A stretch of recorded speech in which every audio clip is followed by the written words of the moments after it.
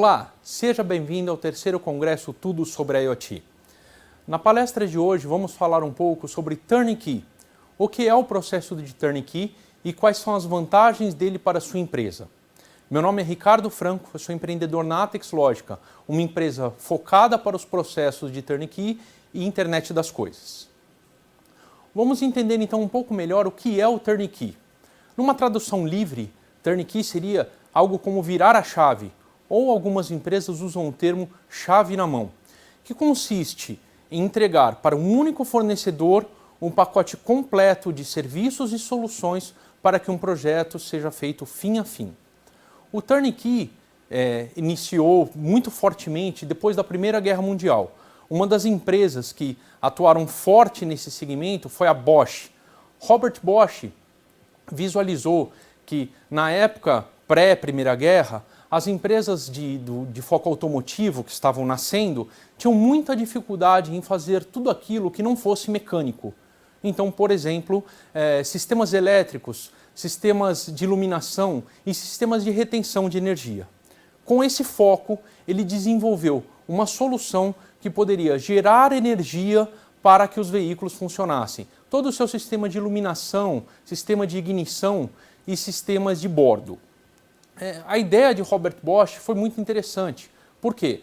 Ele conseguia não gerar concorrência para as empresas de automotiva, do foco automotivo, e ainda assim permitia que essas empresas se focassem naquilo que mais sabiam fazer, o core business dessas empresas.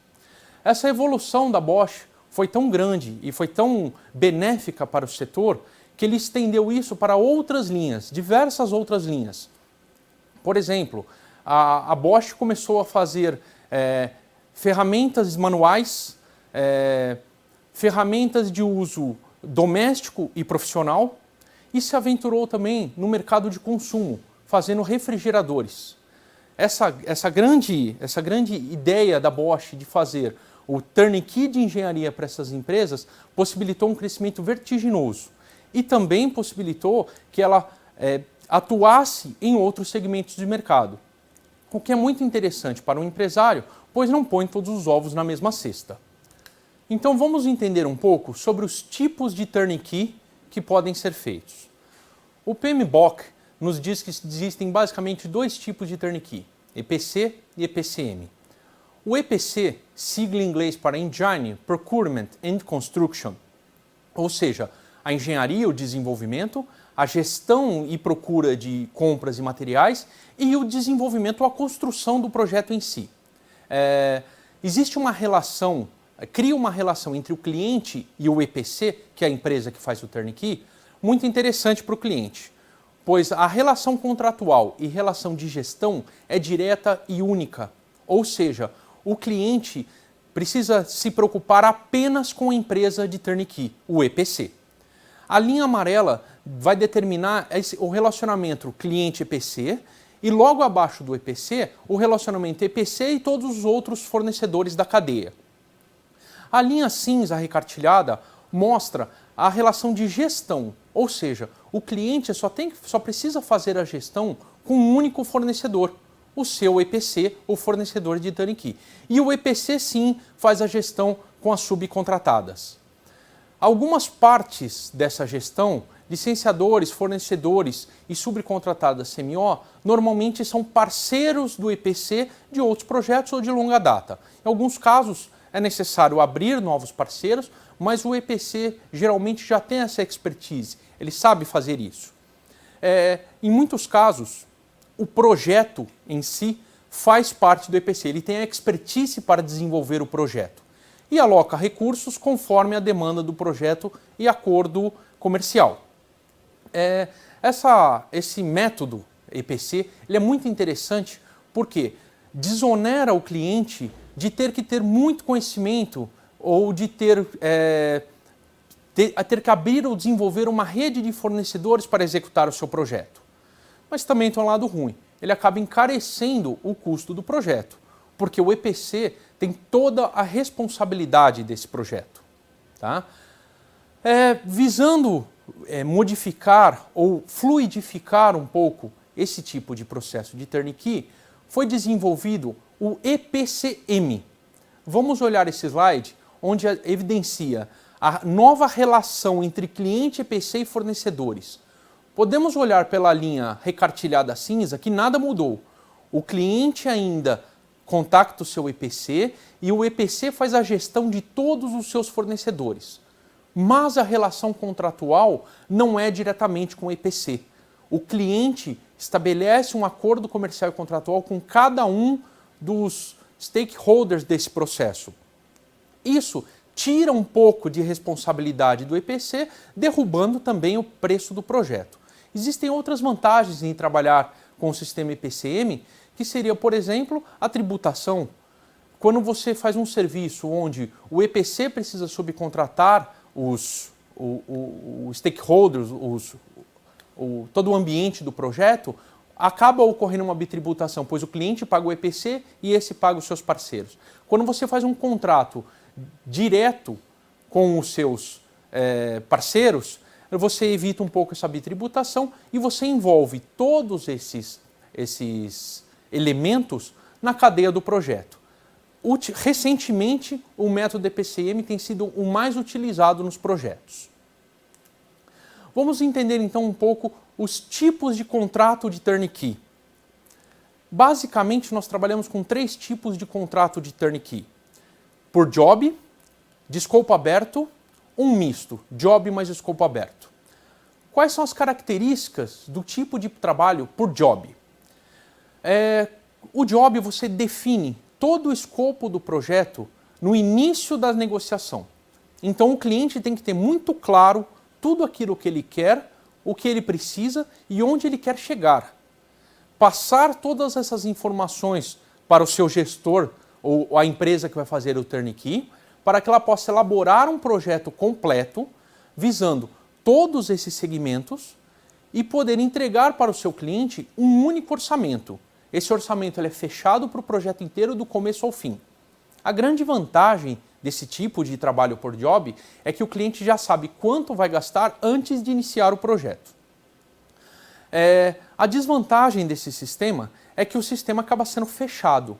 Como assim? O escopo já está fechado e cada vez que você precisar alterar esse escopo, são feitas novas rodadas de negociação com o seu fornecedor de turnkey. Isso acaba, para um projeto que não está muito bem definido ou muito bem maturado, pode acabar gerando latências, tempos, atrasos e custo. Tá? Mas para um projeto bem definido ou um projeto que seja menor, o trabalho por job é bem interessante. Trabalho de escopo aberto. O trabalho de escopo aberto, como o próprio nome já diz, o cliente tem uma ideia ainda um pouco verde, não tão maturada, e precisa transformar essa ideia em produto. Então ele contrata uma empresa que tem a capacidade de fazer o fim a fim, ou pelo menos a gestão desse fim a fim, e pede para que ela o ajude a fazer toda a maturação desse projeto. A grande dificuldade é que, como nem todas as informações estão claras no início do projeto, o projeto sofre inúmeras mudanças. E isso faz com que o custo e o tempo não fique muito bem definido no início do projeto. Uma forma interessante de você trabalhar isso é o escopo aberto, onde o prestador de serviço em turnkey aloca horas de trabalho e faz uma previsão. E vai fazendo um trabalho próximo ao cliente, onde ele vai explicando e mostrando onde estão sendo gastas as horas e o cliente vai fazendo um pagamento mensal, quinzenal ou conforme contrato. A vantagem desse processo é que o cliente não precisa ter um projeto bem maturado para iniciar o projeto, ele começa o projeto muito rapidamente, tá? E ele também não precisa ter o conhecimento todo de mercado. Tá?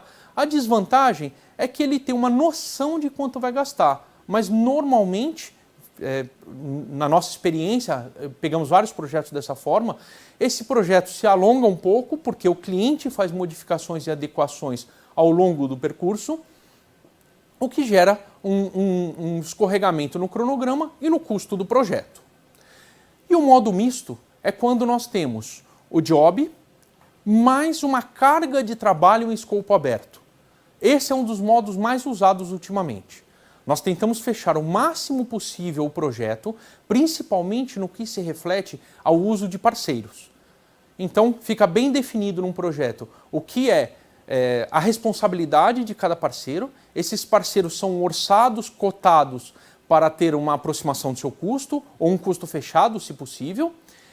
E o trabalho de gestão e adequação roda num processo paralelo de escopo aberto, onde, conforme o caso, são alocados mais ou menos horas, mais ou menos especialistas, conforme o seu operador de turnkey vai direcionando esse segmento.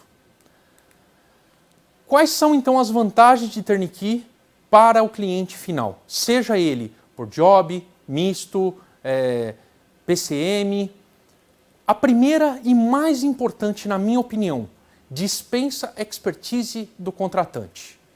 Isso, na minha opinião, por si só, essa vantagem já vale um projeto de turnkey. Por quê? Muitas vezes o seu cliente ele é uma pessoa do ramo de negócio.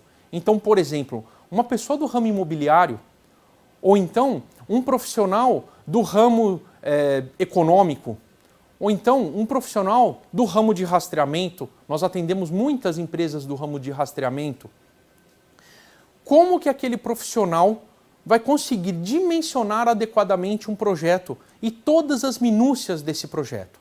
Mais para frente na palestra de hoje ainda, nós falaremos um pouco dos 3 tipos de turnkey que nós fazemos e um pouco das minúcias de cada um desses projetos.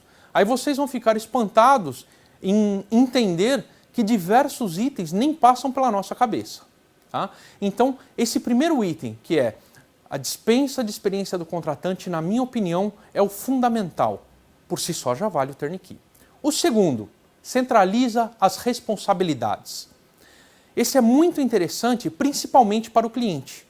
Pois, se algo sair errado do projeto, ou algo acontecer que não esteja previsto, uma pessoa é responsável, a empresa que fez o turnkey.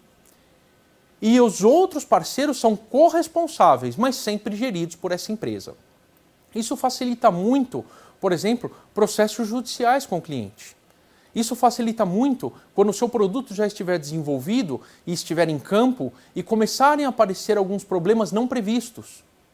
Então, esse segundo item de centralizar as responsabilidades em cima de uma única empresa é muito interessante para todos os tipos de mercado. Para quem é pequeno e não tem a expertise, e para quem é grande, tem tudo muito bem definido, mas foca no seu core business. Tá? Os outros itens, mitigar erros de projeto, redução de risco e problemas legais, estimular a rapidez e maior qualidade do serviço prestado, são todos consequências de um processo de turnkey bem elaborado. Tá? Vamos entender um outro detalhe importante. Até agora só vimos vantagens do turnkey. Mas será que ele de fato é essa chave mágica, onde você vira a chave e o seu projeto sai na outra ponta, perfeito, totalmente livre de erros, acertos, voltas e retrabalhos? Não é bem assim. Para dar certo, um projeto tem algumas premissas essenciais. Vamos falar de algumas. Precisa haver sinergia entre as equipes internas e externas da empresa. Essa primeira linha ela é essencial para o projeto. Por quê? Ela é um processo top-down. Os CEOs da empresa, os donos, quem decide e quem gerencia, tem que ter uma sinergia forte com a empresa que está fazendo o turnkey. Isso tem que ser comum. Se houver desconforto, desavenças ou qualquer outro problema nesse sentido, é muito provável que o projeto de turnkey não vá para frente. O ideal é você procurar uma outra empresa onde você se identifique melhor para tocar o seu projeto. Outra coisa importante, quando a gente fala top-down, os donos das empresas têm que fomentar isso dentro da sua instituição. Todas as outras camadas operacionais, gerenciais, têm que se espelhar nesse approach do gestor. Porque o projeto só vai sair bem feito com os resultados esperados se for feito a 4 mãos. Lembrando que o turnkey é uma parte do processo. todas as demais partes do projeto não estão na mão da empresa de turnkey ou estão na mão de outras empresas de outras áreas. Por exemplo, marketing. Normalmente a empresa que faz o desenvolvimento de projeto eletrônico não é responsável pelo marketing. Então, todos têm que estar engajados para que o cliente final saia satisfeito. Precisa haver confiança entre os líderes e a empresa contratada. Erros do passado devem ser recuperados, mas não deve haver caça às bruxas. Como assim? É muito comum nós fazermos turnkey de projetos que já foram iniciados. E aí nós pegamos esse projeto no meio do caminho. Quando uma empresa procura uma designer house ou alguma outra para fazer esse turnkey, é porque ela teve problemas no projeto. Tentou fazer dentro de casa e teve problemas no projeto. É comum que esses erros sejam levantados em todas as reuniões e as pessoas procurem os culpados desse problema. Esse é um conselho que nós damos porque nós já vimos muitos projetos afundarem porque as pessoas não conseguiram entender que vamos entender os erros, analisar o que aconteceu de errado para que não se repita esse erro e seguir em frente. Tocar novos processos, melhorar os processos, melhorar o projeto, mas não fazer caça às bruxas. Esse sentimento de que entrou uma empresa de fora para procurar culpados faz com que a equipe se retraia, não passe todas as informações e queira esconder alguns problemas. E esses problemas, em algum momento, vão ficar evidentes. Normalmente é no final do projeto, onde nós perdemos oportunidades extremamente interessantes de fazer uma correção, mas ela não foi possível, porque os erros foram escondidos. Então, o mais importante é o engajamento da equipe. Trazer todos para o mesmo barco, colocar todos no mesmo táxi e seguir em frente com o projeto para atender a necessidade do nosso cliente final. Outra coisa interessante que é muito falado no meio, principalmente meio financeiro, que tempo é dinheiro. Em projetos, não. Tempo não é dinheiro. Ou você faz rápido ou você faz barato. Como assim?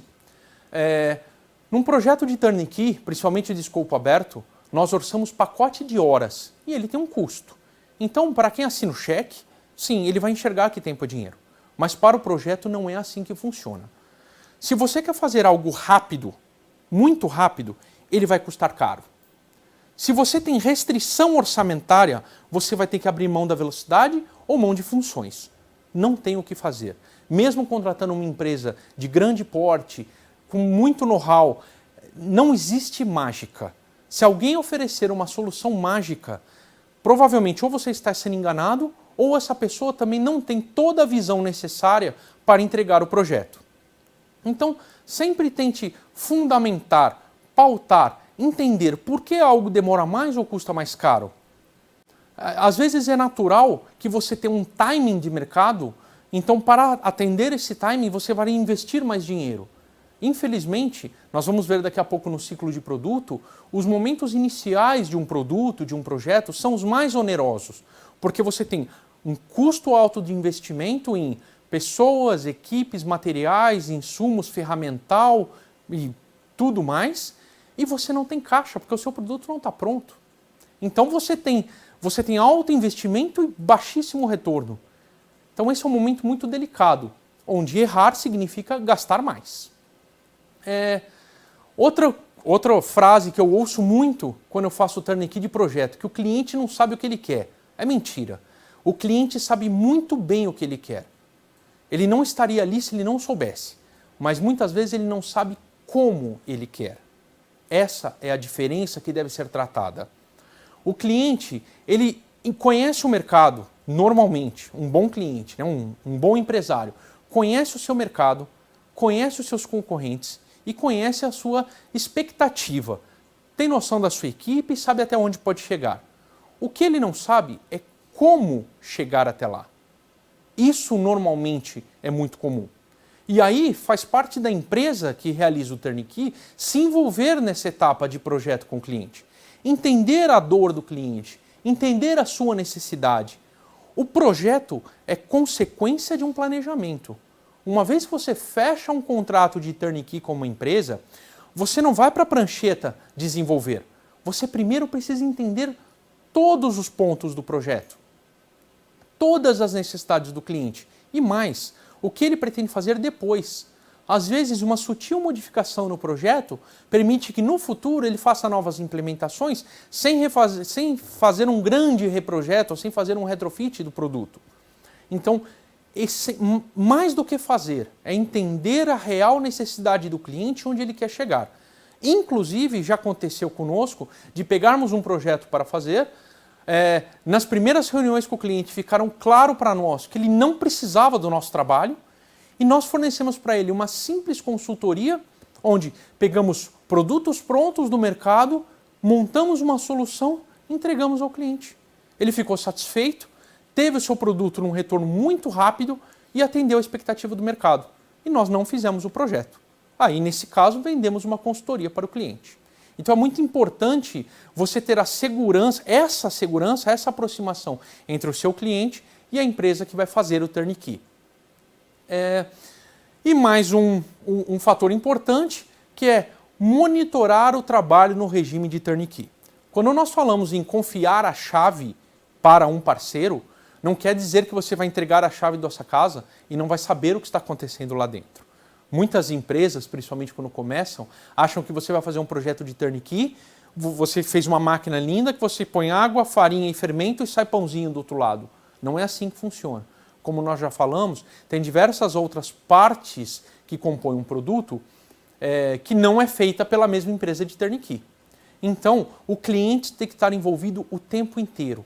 É inclusive recomendável que esse cliente determine uma pessoa específica para fazer a gestão das empresas que estão envolvidas no projeto, das empresas de turnkey. Normalmente são mais que uma. Então, essas dicas são essenciais para que o seu projeto de turnkey funcione. Uma outra dúvida que as pessoas têm é muito comum entre as pessoas a minha empresa é pequena, eu não vale a pena fazer o turnkey? Ou turnkey é coisa de empresa grande, multinacional, empresas do setor automotivo? Não. Qualquer segmento, qualquer área vale a pena o turnkey, desde que estejam evidenciadas todas essas características. Você tem que fazer um acompanhamento muito firme, você tem que modelar o seu contrato, o seu jogo de negócios com o seu parceiro, porque no início as pessoas se enganam muito quando fazem um projeto, elas fazem um orçamento de um projeto com turnkey e fazem o mesmo orçamento interno sem o turnkey. É óbvio que você tirou fora um fornecedor, vai ter um custo a menos. O que não ficou óbvio ou claro é que esse custo ao longo do projeto vai se estender ou pode se estender. Quando você não tem todas as expertises, você tem retrabalho. Quando você tem retrabalho, você tem dois grandes problemas. Primeiro, o custo financeiro, o gasto em dinheiro. Pois você vai precisar desfazer algo que foi feito e fazer novamente da forma certa. O que lhe garante que a segunda vez que você fizer vai sair certo? Não terá uma terceira. O segundo erro muito comum. As pessoas, por exemplo, têm um tempo mais extenso para fazer o projeto, o que é raro, mas às vezes acontece, e tem uma verba muito curta. Então ela tenta usar recursos internos ou recursos mais baratos. Qual que é o grande problema? Quando você estende esse projeto até certo ponto, você muitas vezes não consegue voltar atrás. Você não consegue jogar tudo fora e começar de novo. Então você tem que começar a remendar aquele mesmo projeto, fazer alterações sobre alterações. E muitas vezes você perde o foco do projeto, perde o timing de mercado desse projeto. Então você tem que analisar o custo não pontual. Quanto vai custar fazer com a empresa A, B ou C? Você tem que analisar um custo integralizado. Ao longo do meu projeto, quanto vai custar isso? Outra questão, eu vou de fato conseguir entregar? Então você vai gastar um dinheiro que talvez você nem tenha retorno, se torne prejuízo. Então esses detalhes são importantíssimos para um projeto em turnkey dar certo. Onde podemos fazer o turnkey de um projeto? Agora aqui é interessante. Vamos entender o ciclo de vida de um produto. Esse quadro nos traz o ciclo de vida em 4 fases apenas. Tá? A introdução de um produto, crescimento, maturidade e declínio. Mas a gente gosta de incluir uma quinta fase, que não faz parte do produto, de fato, mas é essencial para que esse produto aconteça, que é o desenvolvimento. Então vamos entender o que pode ser feito em cada uma dessas etapas. No desenvolvimento, normalmente começamos com uma ideia. Então você junta os stakeholders, toda a diretoria da empresa, que vai trazer uma necessidade. Então eles vão trazer uma necessidade de mercado, uma necessidade de algum cliente ou uma evolução de algum produto que eles já tenham. Então toda a diretoria da empresa precisa estar envolvida para fazer o desenvolvimento desse produto. Você tem que pensar também nas suas áreas de marketing. Por quê? Como será vendido esse produto? Qual modelo comercial será utilizado? Como será feito o retorno de manutenção de um produto como esse? Como será feito o saque e tratamento com o cliente? Todas essas etapas são desenvolvidas pelo setor de marketing. Você tem o setor operacional. Como, onde e por que será manufaturado em um lugar A, B ou C? Como você vai fazer a logística e estocagem desse produto? Como você vai atender uma demanda de mercado se por acaso você tiver um aumento significativo de pedido ou um déficit de pedido? Como você vai gerenciar toda essa questão operacional? E como você vai ter o retorno dos seus clientes para um ciclo de melhoria contínua? Todas essas etapas, elas têm que ser analisadas antes do desenvolvimento do projeto. Antes de você gastar dinheiro e colocar energia, já seria interessante e importante você envolver o seu parceiro de turnkey para que ele dê opiniões, dê sugestões, te ajude nesse approach, visto que normalmente a gente atende essa demanda de mercado, apesar de não atuarmos nesses nichos específicos. Então, essa área de desenvolvimento ela é essencial.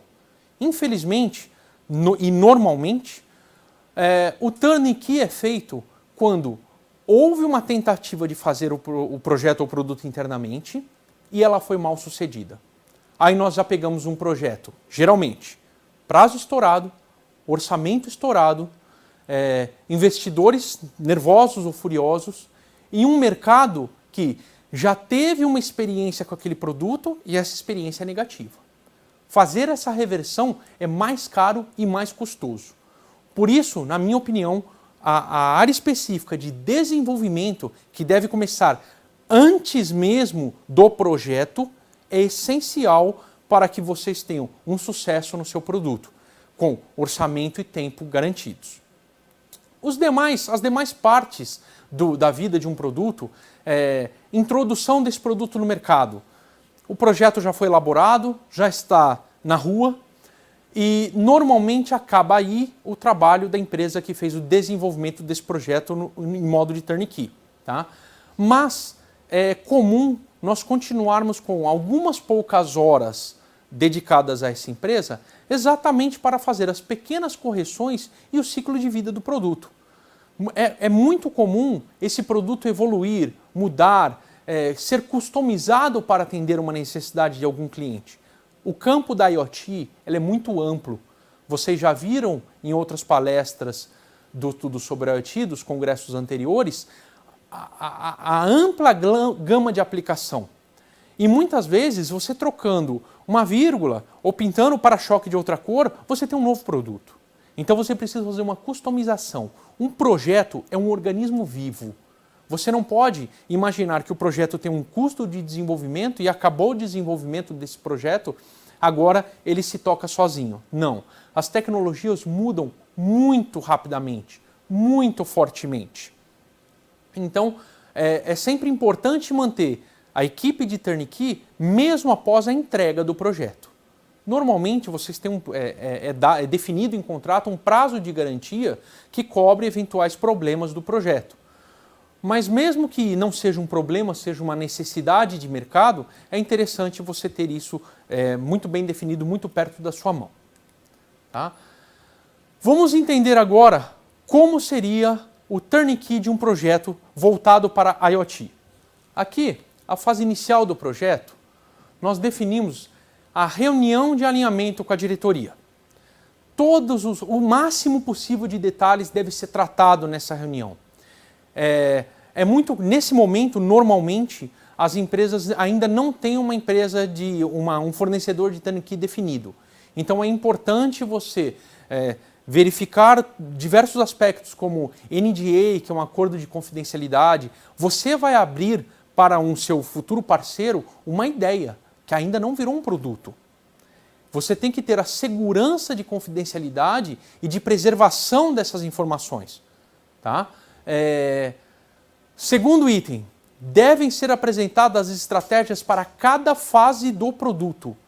O produto vai ter 4 fases: a introdução, o desenvolvimento, a maturação e depois o declínio. Quando você introduz um produto, você tem certas dificuldades. Por exemplo, o seu produto ainda não tem um mercado ganho, mas você tem um alto custo de manutenção desse produto. Você tem equipe de engenharia, equipe de desenvolvimento, equipe de manufatura, equipe de suporte e atendimento ao cliente, mas você tem pouquíssimas unidades em campo. Então, nesse momento, você tem um alto custo e um baixo retorno. Você está preparado para isso? Você tem noção dessa dimensão? Quanto tempo você vai aguentar ficar nessa situação? Qual é o plano para rapidamente sair do momento inicial, da introdução?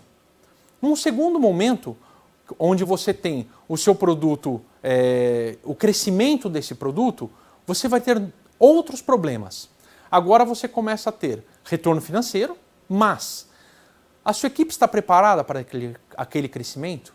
Você tem pessoas para atender essa demanda de cliente? Não tem nada pior do que um cliente tentar falar com você e não conseguir. Enviar uma mensagem e não ter um retorno. Então você está preparado para crescer? Crescer é algo extremamente complexo. Principalmente numa empresa, numa startup, onde você tem pouco recurso e um investidor que fez um investimento inicial e agora espera o seu ROI. Então, o crescimento é algo bastante complexo. Normalmente você reduz o custo com engenharia e você precisa aumentar o custo com processo, manufatura, suporte técnico. É normal que isso aconteça. Essa é outra vantagem do sistema de turnkey, pois você vai ajustando o seu contrato. Se você absorver, tiver uma equipe interna, você tem problemas contratuais, problemas trabalhistas em contratar, mandar embora e tudo mais. Quando você tem uma empresa de turnkey, você vai ajustando, conforme previsão em contrato, horas de uso. Ou você redireciona. Então, por exemplo, agora eu estou num momento de crescimento onde o suporte técnico está me dando muito trabalho. Eu posso chamar aquela empresa que fez o turnkey comigo e falar: Ricardo, eu consigo tirar horas do setor de engenharia e alocar horas no setor de suporte técnico? Claro, nós fazemos acertos, acordos e isso é possível. Então, sem um grande custo, você consegue mudar de fase de uma forma mais transparente. Você tem uma terceira fase, que é quando o seu produto já está estabilizado, onde você tem pouca necessidade de suporte, porque o seu produto já estabilizou, o mercado já é conhecido, você não tem novos desenvolvimentos, mas aí começam a aparecer os concorrentes. Então agora você tem que brigar com outros tubarões. Existem várias técnicas para você trabalhar em cima disso. Uma delas é você se reinventar, você fazer novidades no seu produto, ou você fazer customizações para atender determinados mercados. Imediatamente você vai pensar assim: Ricardo, eu consigo novamente alocar algumas horas de engenharia? Perfeitamente. No turnkey, isso é muito transparente. Principalmente se você fizer um escopo de hora aberta. Porque está definida uma quantidade de horas para um determinado tipo de serviço. Você vai alocando conforme a sua necessidade. É sempre muito simples fazer isso se for bem conversado. Ao passo que se você contrata equipe, você demite, depois para você recontratar um bom profissional, treinar esse bom profissional, isso vai te consumir tempo, dinheiro e tudo mais. E a última fase, que é quando o seu produto entra em declínio. Ou seja, o seu produto não atende mais aquele mercado. E agora? O que fazer com esse produto? O que fazer com o refúgio desse produto? Por exemplo, É muito comum os dispositivos de IoT terem sistemas de comunicação, pilha, bateria, por serem autônomos. Onde você vai jogar essa bateria? Existem regras e leis para descarte dessa bateria. E o responsável é você, que é o fabricante. Então, o declínio de um produto tem que ser pensado. Como eu vou retirá-lo do mercado? O que eu vou pôr para substituir o meu produto? Eu vou deixar a concorrência substituí-lo? Tudo isso tem que ser pensado e tratado junto com o seu parceiro. E esse approach, essa ideia de trabalho a quatro mãos é muito interessante quando você tem um parceiro mais experiente nesse mercado. Outro detalhe importante, devem ser observados itens regulatórios e de incentivo fiscal. Como assim? Muitos clientes, não é incomum, aliás é bastante comum, eu participar de um projeto onde o meu cliente fala assim: mas o device de IoT que nós estamos fazendo aqui, ele é de banda não licenciada na Anatel, então eu não preciso homologá-lo na Anatel. Isso não é verdade. Vamos entender, vamos fazer um parênteses e tratar esse tema, porque ele é muito comum esse tipo de pergunta. Então vamos entender como funcionam as regras da Anatel quando você faz um dispositivo que se comunica por RF em IoT. A Anatel entende que aqui no Brasil nós temos 3 bandas chamadas bandas não licenciadas. Então, bandas não licenciadas. O que são as bandas não licenciadas? Elas me permitem usar o espectro de radiofrequência, ou seja, que um pequeno dispositivo se comunique com outro ou com a internet, usando tecnologia sem fio. Essa comunicação é feita por emissão eletromagnética. A Anatel dividiu o espectro eletromagnético em diversas bandas e faixas. E nós temos aqui no Brasil algumas faixas que são chamadas não licenciadas. 433 MB, 900 MB. A faixa de 900 MB ela tem um pedacinho, depois um pedaço é licenciado e depois volta a ser não licenciado. Infelizmente tem esse esqueminha. Tá? A faixa de 900 MB, a faixa de 2.4 GB e a faixa de 5.8 GB, não lembro se é 5.8 ou 5. Mas nós temos essas 4 faixas que são faixas não licenciadas. O que isso significa? O equipamento que utiliza essas faixas de frequência, adotando as regras que estão no site da Anatel, não precisam de uma licença para irradiar no ar. Ou seja, eu posso usar o espectro livremente, cumprindo as regras de cada faixa de potência, tempo de transmissão e diversos outros detalhes. Mas o equipamento que vai ocupar essa faixa precisa ter homologação Anatel. Afinal, a Anatel precisa entender se aquele equipamento está de fato preparado para ocupar essas faixas e se esse equipamento não vai atrapalhar outras bandas de comunicação. Então, é muito comum a gente participar de uma reunião onde a engenharia definiu que ele vai usar a frequência A, B ou C porque dispensa homologação. Depois, quando o produto fica pronto e vai para o mercado, aí descobre-se que precisava ser homologado. Aí o equipamento não foi pensado nem preparado para uma homologação.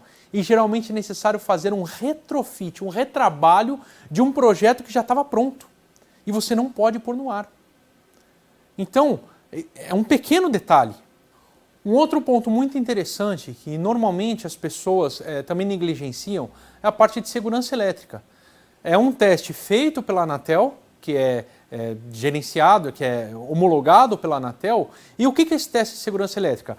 Qualquer produto que seja ligado a uma tomada por um usuário leigo, ou seja, um usuário não capacitado, a dona de casa ou seu filho, ele precisa passar nos testes de segurança elétrica para garantir que a pessoa, a plugar o equipamento e utilizá-lo, não tenha risco de tomar choque, tenha dano, cause incêndio ou algo do gênero. Esse teste, apesar de estranho, algumas pessoas já me perguntaram, mas a Anatel que cuida disso? Sim, a Anatel que cuida do teste de segurança elétrico, pois ela mede toda e qualquer tipo de transferência de energia radiada ou conduzida. e a eletricidade é uma transferência de energia conduzida. É muito interessante quando você vai nos laboratórios para fazer uma homologação Anatel e você vê lá, por exemplo, uma máquina de lavar roupa. E você se pergunta, o que essa máquina está fazendo aqui? Ela tem alguma comunicação Wi-Fi, Bluetooth ou coisa assim? Não, ela está fazendo a validação de segurança elétrica. Tá? E também, esse é um item muito negligenciado pelos projetos. São itens que são lembrados depois que o produto está pronto e aí, infelizmente, é necessário fazer adequações e novas necessidades no projeto. Outra coisa interessante, ainda falando desse tópico, é incentivos fiscais. Uma coisa muito importante que algumas pessoas se esquecem, mas no Brasil, com essa nova lei geral das telecomunicações e a lei de incentivo à internet das coisas, as empresas de base tecnológica ganharam diversos incentivos fiscais. Um deles é o PPB. Já é um incentivo antigo da lei da informática, mas ainda é bastante utilizado ainda hoje. O PPB te permite se creditar de diversos impostos na ponta quando o seu projeto virar produto e for vendido. No entanto, para você pleitear o PPB e se beneficiar do PPB, você tem algumas regrinhas que você precisa cumprir. Então, por exemplo, são regras que as pessoas às vezes esquecem. Por exemplo, a empresa que vai fazer a manufatura precisa ter ISO 9000. Você precisa fazer um processo onde você tem que provar que o seu produto ele tem caráter inovador. Esse processo é enviado até Brasília, documentado, analisado por especialistas, e então você vai ter o pleito do PPB. Existe uma forma interessante de fazer isso. Caso a sua CM tenha o pleito do PPB, você pode se creditar desse pleito e ganhar o incentivo de PPB. Um outro incentivo fiscal interessante que precisa ser pensado no início do projeto é acesso ao cartão BNDES. Você poder dividir para o seu cliente, financiar para o seu cliente no BNDES e no Finame o seu produto. Para empresas que compram altos volumes, isso é fator decisório. Eu já participei de alguns projetos onde o pré-requisito era o produto ser eleito do BNDES para financiamento. E aí, nesse caso, o projeto tem que ser pensado nisso. Por quê? Você tem que ter um índice de nacionalização maior do que 70%. Então, placa de circuito tem que ser feita no Brasil. O processo de manufatura precisa ser nacional, precisa ser feito no Brasil. Então, pequenos detalhes que, se tratados no início do projeto, já trazem essa facilidade quando o seu projeto estiver pronto. Tá? Um outro detalhe importante, patente, por exemplo. A patente, muitas empresas hoje, elas não se preocupam tanto com a patente. E tem pessoas que nem sabem como funciona o conceito de patente. Então vamos ver algumas dicas rápidas. Primeiro, você não pode patentear uma ideia. Não existe. Você patentear algo que não seja industrializável, tangível. Para isso existem outros tipos de proteção. Por exemplo, direitos autorais. Você pode se proteger de outra forma, mas uma patente tem que ser de algo de caráter inovador e algo de caráter industrializável. Então, tudo que for patenteado precisa ser factível de ser feito, mas não necessariamente precisa estar pronto. Isso é algo interessante. Algumas pessoas acham que a gente tem que chegar a nível de protótipo. Não, bem antes disso você pode patentear o seu produto. Se você fizer um bom projeto, uma boa documentação, aquilo já é passível de patente. E aí você está protegido para poder tocar o seu produto em frente. Nós auxiliamos diversas empresas com os requerimentos e pedidos de patente. Principalmente nesse ramo de IoT, onde praticamente tudo é novidade ou passível de ser novo. Tá? Também é comum, outro detalhe que algumas pessoas ignoram ou não sabem, para você homologar um produto na Anatel, a sua empresa precisa ser uma indústria. Como assim? Imagina que você é uma empresa que trabalha com marketing e você desenvolveu um novo sistema de marketing que é um equipamento mirabolante que faz uma escultura ou que você faz uma holografia, por exemplo. Então aquele equipamento é um mero meio para que você possa fomentar o seu core business, que é marketing. Então você não é uma indústria, você é uma empresa de marketing, um prestador de serviço. No entanto, a Anatel e o governo federal entende que quem faz um equipamento é uma indústria. Então é muito comum nós ajudarmos os nossos clientes, inclusive, a mexer no seu contrato social para que ele seja caracterizado uma indústria, porque somente uma indústria pode obter uma propriedade industrial. E aquela máquina é uma propriedade industrial. Então, esses pequenos detalhes, até mesmo na abertura da sua empresa, passam despercebidos. E quando eles são percebidos? Quando você já está com o produto pronto, integrado no mercado, e aí você é proibido porque no seu contrato social está escrito que você não é indústria, por exemplo. Um projeto de turnkey bem feito já te traz isso logo no início. Por quê? Quando você faz a primeira reunião com o seu parceiro de turnkey, se for uma pessoa experiente, uma empresa experiente, que tenha equipe jurídica, equipe técnica e conhecimento de mercado, esses pontos já são levantados na primeira reunião. Amigo, o seu contrato social como é? Você tem os itens tais, tais e tais? Olha, então já começa a arrumar o seu contrato social enquanto nós estamos fazendo o projeto, para que quando acabe esteja tudo certo. Esses detalhes são percebidos somente no final. E aí, atrasos, perda de timing e por aí vai. Outro item. Devem ser apresentadas as restrições de projeto, orçamentárias, técnicas de tempo, prazo e execução.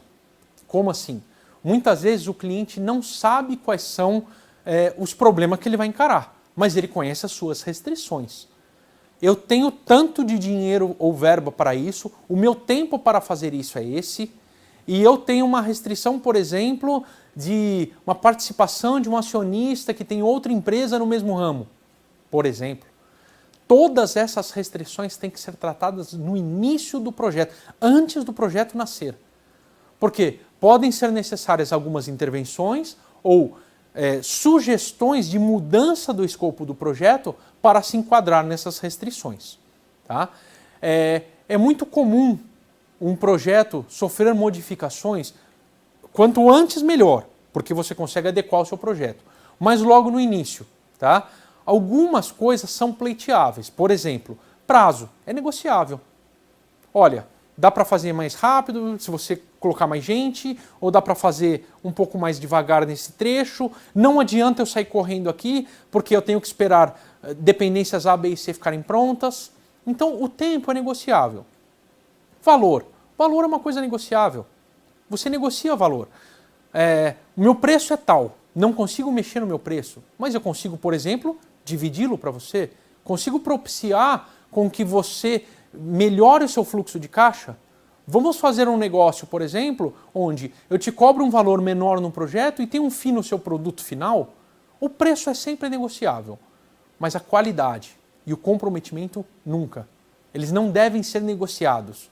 E eu já vi acontecer em reuniões onde o dono da empresa preferiu usar então um outro produto ou outro recurso de muito menor qualidade para se adequar no preço. Então, vamos negociar funcionalidade. Faça um produto mais simples. Faça uma família de produtos. Faça produtos A, B e C similares, onde um não tem uma restrição, outro tem outra, ataca o mercado A, B e C. Tá? Tenha sempre isso em mente. E um bom prestador de turnkey leva isso para vocês dessa forma, de forma clara. Tá?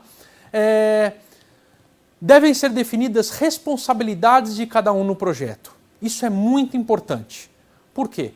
Quando você faz um projeto de turnkey, e como nós falamos no início, toda a responsabilidade, ou pelo menos uma grande parte dela, vai ser da empresa de turnkey. Mas, no entanto, se ela não receber as informações, os equipamentos específicos ou definidos corretos acertos comerciais, essa empresa não vai se responsabilizar ou não vai tocar o projeto. E como fica o investimento feito até o momento?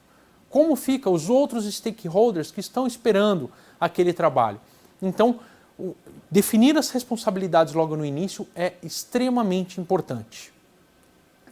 E por último, devem ser definidas as integrações entre equipes internas e externas. Como assim? É muito comum nos projetos de turnkey a empresa fazer o desenvolvimento e o trabalho que nós chamamos de trabalho in-house, ou seja, desenvolvimento, manufatura, prototipagem, debug em bancada e no campo. E como fica isso, por exemplo, de um projeto que eu trabalho muito no setor de rastreamento e distribuição, onde os equipamentos foram, por exemplo, para o Amazonas, para Goiás ou para o Nordeste. A empresa que faz o turnkey normalmente não está preparada para isso. Ou se ela precisar se preparar, isso tem que ser muito bem definido. Nesses casos, o que nós recomendamos? Uma aproximação, uma convergência entre a empresa que está, o cliente, e a empresa que está fazendo o projeto. Esse turnkey que nós falamos são os turnkey, são as observações inerentes ao desenvolvimento de um projeto. É muito importante vocês terem em mente que quanto antes forem vistos esses pontos de atenção, menos erros você vai ter no seu produto final. Agora vamos supor que você passou pela primeira etapa, tem um projeto, já tem o protótipo e agora vai passar para a manufatura. Aí nós falamos do turnkey de CMO. O que é uma CMO? Contrato Manufacture e Operation. Então você tem, como fica essa estrutura? Você tem a empresa que faz o desenvolvimento, essa empresa, tratando de turnkey, é uma terceirizada, onde você vai delegar toda a responsabilidade e o approach com os seus stakeholders para essa empresa. Depois que ela faz esse desenvolvimento, você vai precisar manufaturar isso. A manufatura, ela também pode ser no modelo de turnkey. E como funciona? Vamos entender alguns detalhes específicos da manufatura que muitas pessoas esquecem, não dão a devida atenção e quando começa o processo de manufatura, entendem que o processo não pode andar porque faltaram detalhes. Então vamos lá, primeira coisa que tem que ser analisada, qual é o forecast estimado para o primeiro ano? Você não precisa ter um volume monstruoso para começar uma manufatura numa fábrica. Existem fábricas CMOs de diversos níveis. Existem CMOs que são dedicadas para prototipagem, fazem pequenas quantidades, até lote piloto. Eles são especializados em até 100 e poucas peças. Existem fábricas CMOs que são especializadas em prototipagem e pequenos e médios volumes. Então, essas CMOs de prototipagem de pequenos e médios volumes, elas já são preparadas com linha de produção, maquinário e pessoas especializadas. Existem CMs para altíssimos volumes, onde, só para você ter noção, para fazer uma reunião com uma CM dessa, antes de se encontrar com a equipe comercial, você tem que enviar uma documentação da sua empresa e o seu faturamento anual dos últimos 2 anos, por exemplo, para eles analisarem se você é cliente para eles ou não. Então você tem vários tipos de CM. Os cuidados são os mesmos para todas. Tá? Quem fará administração de componentes e insumos? Como assim? Uma CM, na sua essência, ela é uma fábrica que tem uma linha de produção. Normalmente, ela tem pelo menos 2 linhas de produção. Uma que trabalha com a tecnologia SMD e outra que trabalha com a tecnologia PTH. Por quê? Os projetos atuais, todos trabalham basicamente com as 2 tecnologias. Tá? E essa CM faz a montagem e manufatura da sua placa. Então você entrega o projeto para essa CM e aí você tem que combinar com a CM os componentes que eu vou pôr na minha placa. Eu compro e te entrego ou você compra e administra para mim? Não são todas as CMs que administram componentes. Isso é algo que a maioria das pessoas não está acostumado. Chega com um conjunto de documentos para uma fabricante e fala, eu quero 1000 peças. E aí a fabricante lhe devolve um conjunto de documentos falando, então me dê esses requisitos para eu fabricar as suas 1000 peças. Outro item importante que não é analisado é O seu produto vai ter teste? Precisa ter teste na linha de produção? O seu produto vai ter gravação de firmware?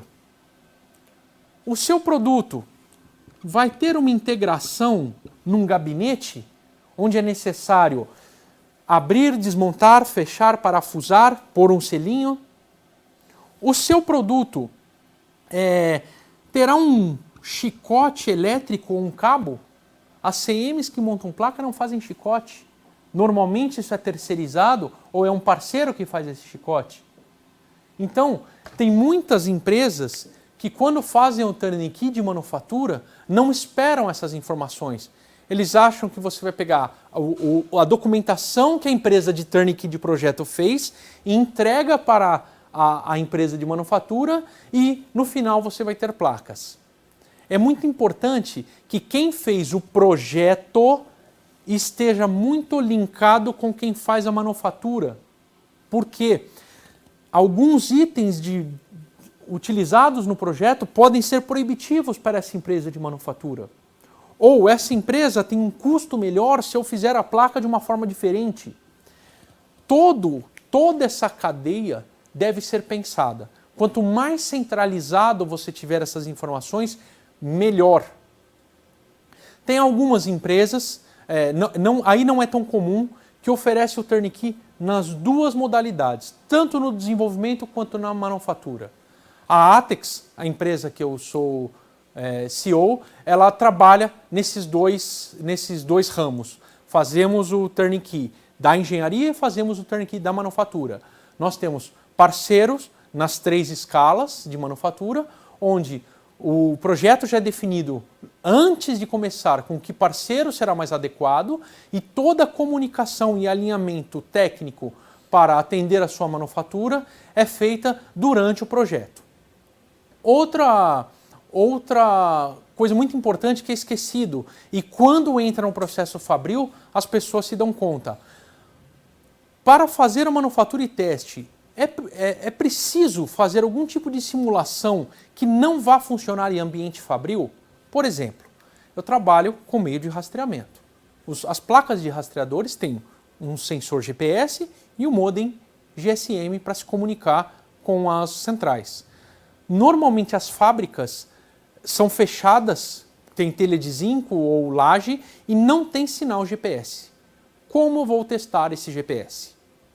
Eu vou montar e não vou testar? Eu vou fazer um processo mirabolante onde as placas são enviadas para outro lugar? Ou eu vou ter que ter uma giga de teste com um sistema de simulação de GPS? Enfim, esses detalhes têm que ser tratados antes de fazer o projeto. Para que quando chegue na parte de manufatura, você não fique tendo gastos a mais, procurando outros parceiros ou tendo atrasos no seu projeto. Como será feito o controle de manufatura? Número de série, impressão.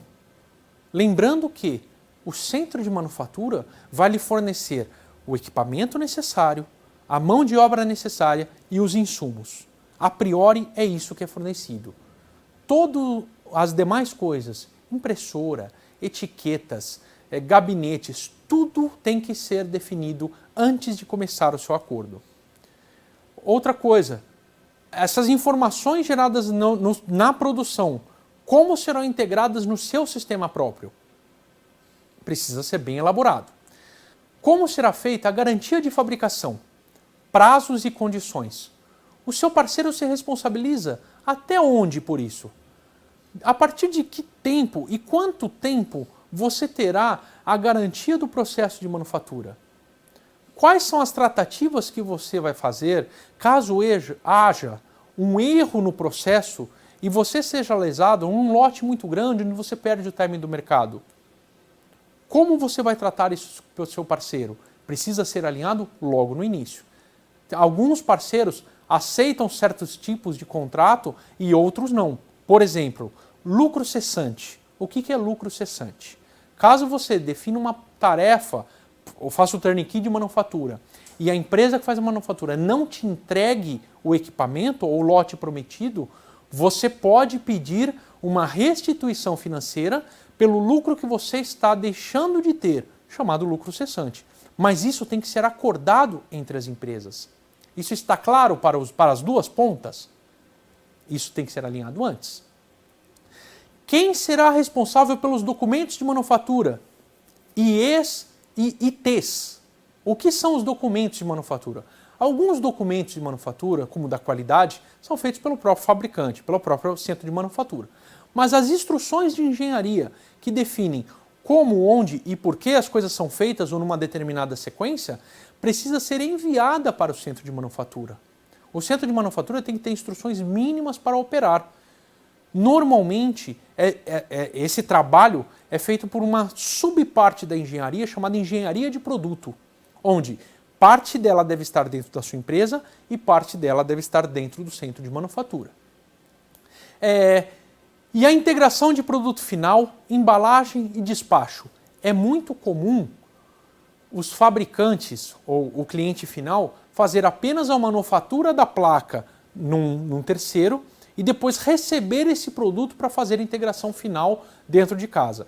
Isso depende muito da sua forma de trabalho, mas é bem comum. Os fabricantes manufaturam as placas, embalam essas placas em caixas coletivas e enviam de volta para você. Nesse momento, você tem um pequeno centro operacional onde você finaliza o processo de integração da placa. Isso está claro para você? Isso está claro para o seu parceiro de CM? Isso foi combinado entre vocês? Como eu disse, já não foram poucas as vezes onde na hora de fazer uma integração com a CM, o gerente parou o processo porque para ele o processo ia até tal ponto. Então isso tem que ficar muito evidente. Você precisa que o seu parceiro de desenvolvimento esteja alinhado com você. E depois que você faz uma manufatura e produto, você tem a terceira perna de tudo isso, que é o turnkey de assistência técnica e suporte. Como funciona o turnkey de assistência técnica e suporte? O seu produto, quando vai a campo, ele pode dar problema.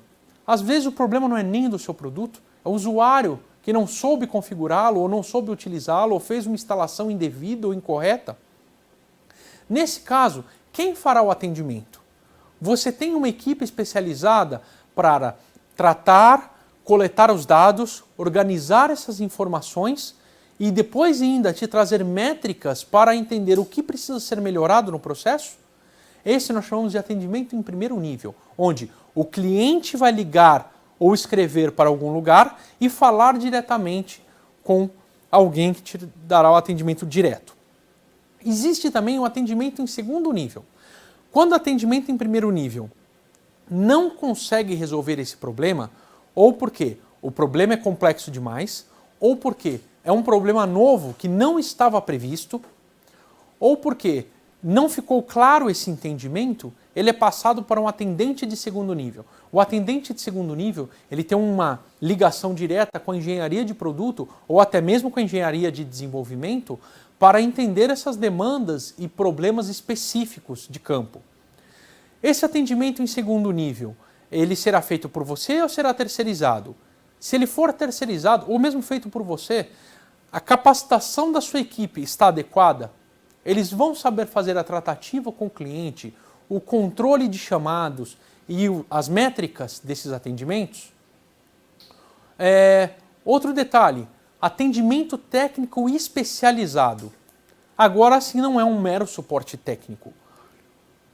Quando um parceiro, ou um desenvolvedor, ou um integrador precisa fazer uma modificação ou fazer um entendimento mais profundo do seu produto para integrá-lo à plataforma própria. Neste caso, um mero atendimento técnico não é suficiente. Aí é necessário um atendimento técnico especializado de engenharia, ou analista de sistemas, ou técnicos de TI, ou algo do gênero. É comum que quando a pessoa faça o turnkey do desenvolvimento, ela não desenvolva essas capacidades dentro da própria empresa. Então, quem vai fazer esse trabalho?